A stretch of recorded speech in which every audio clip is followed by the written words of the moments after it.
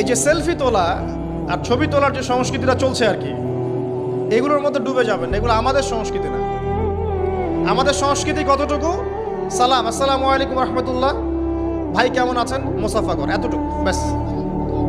মুসাফা করার ফজিলত সম্পর্কে একটা হাদিসের মধ্যে এসেছে, মুসাফা করার পরে এই দুইজন ব্যক্তি বিচ্ছেদ হওয়ার আগেই তাদের সগীরা গুনাহ সব ঝরে পড়ে যায়।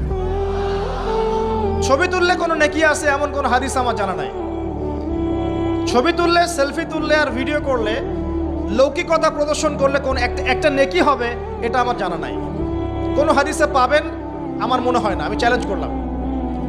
বরং একটা হাদিসে এসেছে বিনা প্রয়োজনে অপ্রয়োজনীয় যারা ছবি আর মূর্তি তৈরি করবে এবং এগুলো তো অভ্যস্ত হয়ে যাবে, কিয়ামতের দিন আল্লাহ পাক তাদেরকে কঠিন শাস্তি দেবে। ইনশাআল্লাহ আল্লাহ পাক বলবেন যে তুমি যা সৃষ্টি করেছিলে এর মধ্যে এখন প্রাণ সঞ্চার করো।